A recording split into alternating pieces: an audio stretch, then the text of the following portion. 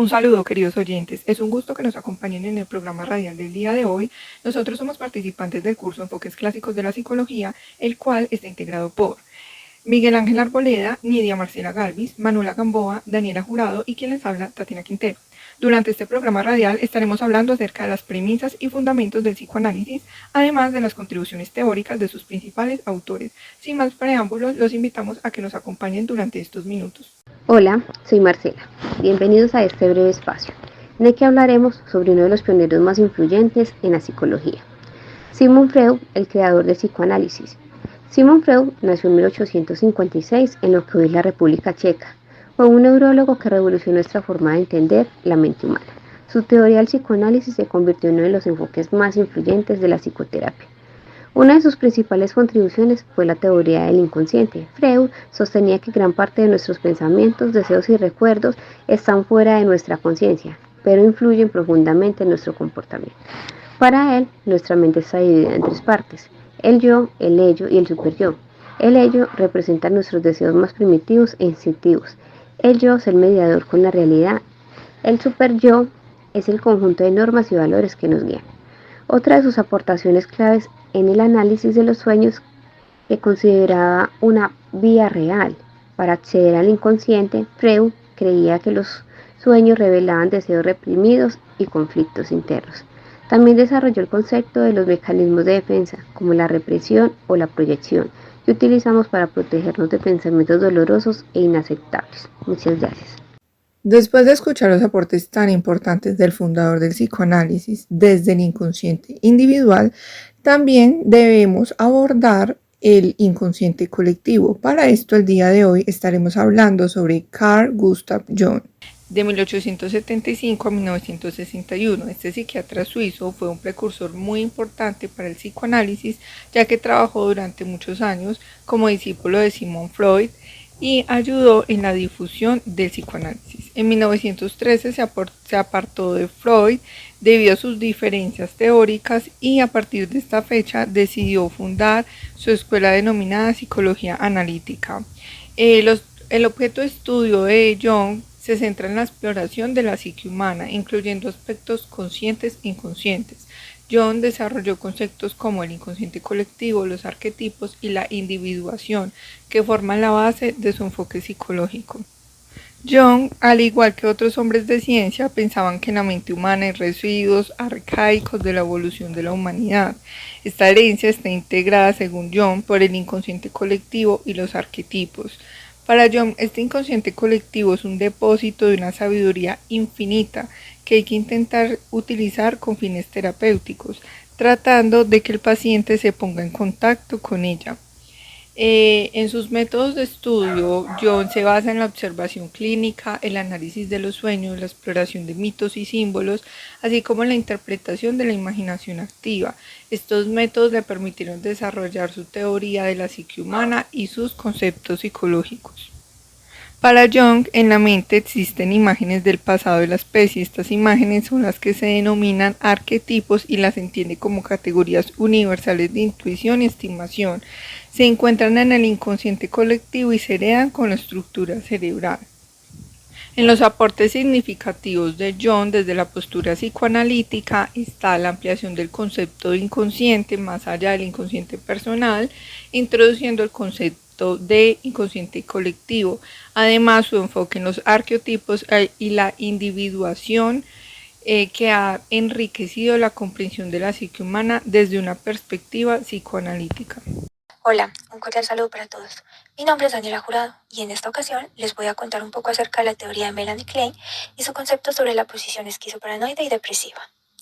Su teoría sobre las relaciones objetales se centra en cómo las relaciones con objetos, es decir, personas significativas en nuestras vidas, influyen en nuestro desarrollo emocional y psicológico. La teoría subraya que las experiencias tempranas en las relaciones con los cuidadores son fundamentales para el desarrollo emocional y la personalidad del individuo. En su obra, ella identificó dos posiciones claves en la vida psíquica de cada individuo. La posición esquizoparanoide, que es un estado primitivo del desarrollo emocional. En esta fase, el individuo ve el mundo en términos de todo o nada, dividiendo las experiencias entre el bien y el mal. Las figuras de apego, como los padres, son vistas como buenas o totalmente malas. Durante esta etapa, los niños y en algunas ocasiones los adultos que no han logrado avanzar luchan con temores de persecución y fragmentación. Esto puede llevar a un sentido de desconfianza y a la proyección de sus propios sentimientos negativos sobre los demás. A medida que el desarrollo emocional progresa, las personas pueden comenzar a moverse hacia la posición depresiva, donde se enfrentan a la complejidad de sus sentimientos y a la realidad de que los demás también tienen sus propias luchas. Sin embargo, en la posición esquizoparanoide, los conflictos internos son intensos y las defensas son muy primarias. Algunas de estas defensas primarias serían la negación, es decir, el rechazo a lo que nos está ocurriendo, la idealización y desvalorización de uno mismo, la proyección. La persona niega que haya hecho algo malo y se lo atribuye a los demás. La escisión, la separación entre lo bueno y lo malo. Y la disociación, es decir, se crea una representación diferente de uno mismo. Así que, queridos oyentes, la teoría de Melanie Klein nos invita a reflexionar sobre cómo nuestras primeras experiencias y percepciones pueden moldear nuestra vida emocional. Comprender estas posiciones puede ofrecer un camino hacia una mayor autoconciencia y sanación.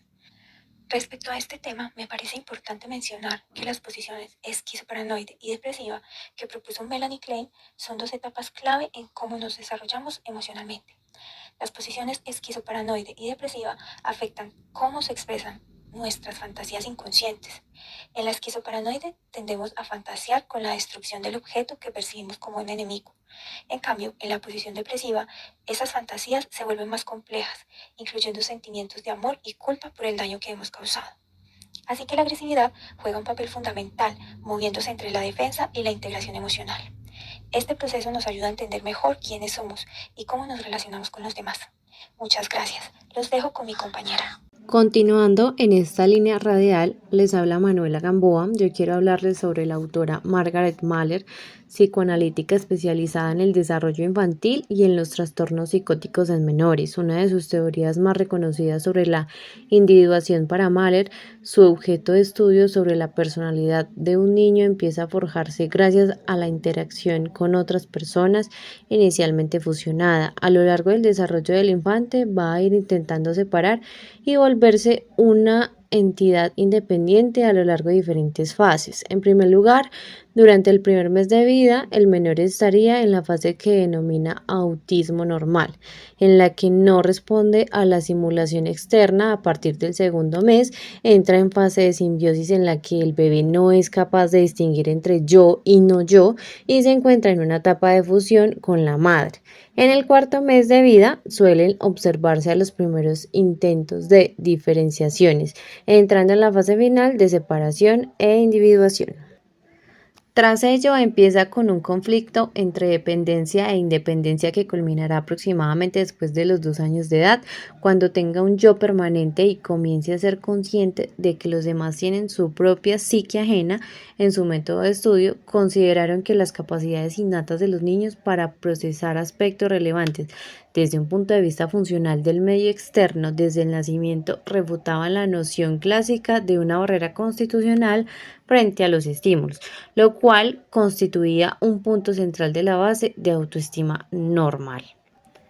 Propuesta por Mahler. En la misma línea se ha interpretado que la investigación reciente sobre la teoría del apego sugiere que el típico comportamiento de ambitendencia que Mahler describió como una característica universal del periodo de reacercamiento puede solamente caracterizar a otro grupo de niños con algunos tipos de patrones inseguros de apego. Por último, en cuanto a su postura psicoanalítica, se pone en cuestión algunas de las hipótesis de la teoría de Mahler sobre el proceso evolutivo normal de separación-individualización. Este cuestionamiento forma parte de la crítica que las corrientes actuales del psicoanálisis que defienden un modelo racional hacen a la concepción que desatienden la influencia de las figuras significativas en la estructuración del psiquismo. Sean bienvenidos, mi nombre es Miguel Ángel Arboleda Sánchez. Un gran saludo y es un placer ser parte de este gran programa radial. Para dar por finalizado con todos los autores invitados, daremos paso a un gran innovador, Jacques Lacan. En este podcast nos sumergiremos un poco en la vida de este gran autor.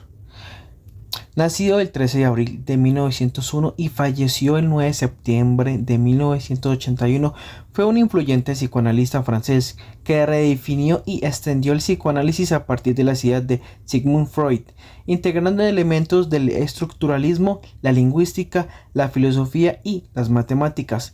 En ese punto les voy a contar un resumen de su vida y principales aportes. Vida de contexto. Nació en París y estudió medicina, especializándose en psiquiatría. A partir de los años 1930 comenzó a destacar en el ámbito psicoanalítico. Se interesó en las obras de Freud, pero también en la filosofía y en las ciencias del lenguaje, lo que lo llevó a proponer teorías que ampliaban el campo del psicoanálisis tradicional. Lacan fue una gran figura controversial tanto dentro como fuera del psicoanálisis. Su enfoque en la estructura del lenguaje y el inconsciente lo distinguió de otros pensadores y llegó a ser una de las figuras más influyentes de la teoría crítica y la filosofía continental. Principales aportaciones. En ese punto hablaremos sobre el inconsciente estructurado como un lenguaje.